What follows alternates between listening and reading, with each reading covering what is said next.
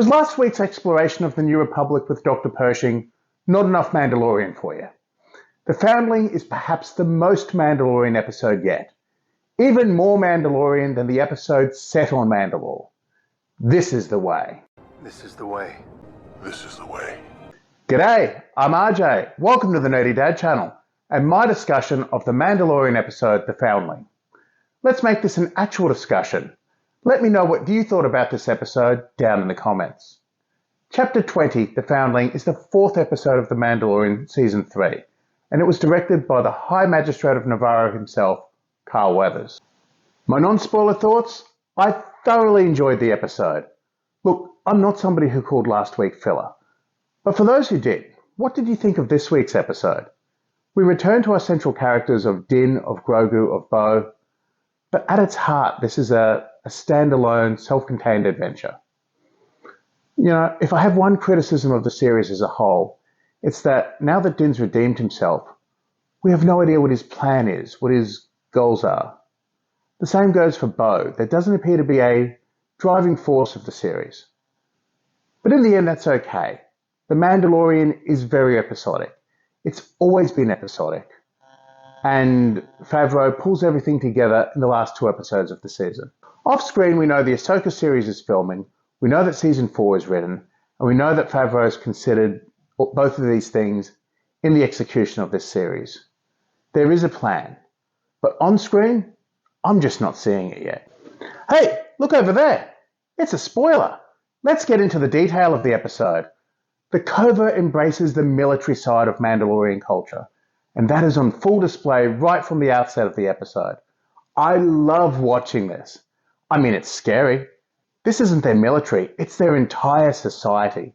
So it's not a good thing, but it's fiction, and it's just damn cool to watch. Now, I could be wrong, but I think this episode has taken care of any potential conflict between Paz Vizsla and either Din or Bo. I mean, they just saved his kid. Hey, did you know that this kid from the apostate was his? I definitely didn't pick up on it. But just like that, a potential rival is now a potential ally. Now, while I didn't pick up on the kid, what I did pick up on is that the heat signatures were going to be the baby birds. And now the covert is training some very deadly companions, possibly even mounts.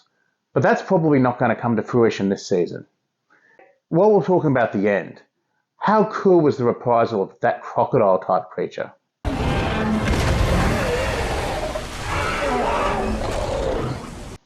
I'm glad to see that Grogu gets a lot of focus this week. He gets to show off, and that scene is just fun.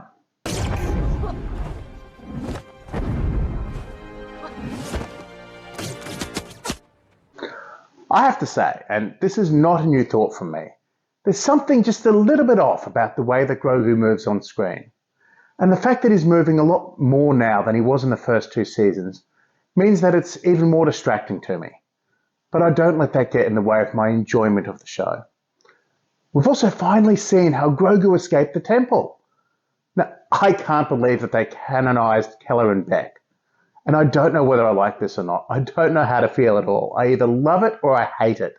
It's definitely a bold move. Now, does this mean that Jedi Temple Challenge is canon now?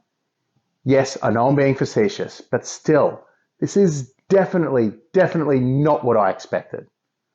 The armorer has taken a genuine interest in Grogu, and I'm also torn about how to think about that. I think that the covert is very culty. I think having militancy at the core of your society is a problem. However, another tenet of the way is to protect the foundlings, and I think she genuinely cares, or at least I hope she genuinely cares about Grogu. At worst, what she wants to do is to pass her culture on to him. Now, whatever I think the flaws of the Children of the Watch are, on its own, that's not a bad thing. In fact, that's a very understandable thing. I'm still loving this series, and I can't wait to see what happens next, and to see how Favreau manages to tie it all together. Pershing's story's been left hanging, and it feels a long way from what's happening in the covert. The fleet that destroyed Bo's castle is still out there. The trailers let us know that Carson Teva is going to appear. So how does he and the New Republic factor into all of this? But I'm going to leave the discussion there. If you haven't already, you can subscribe to my channel here. This is the Nerdy Dad, signing off.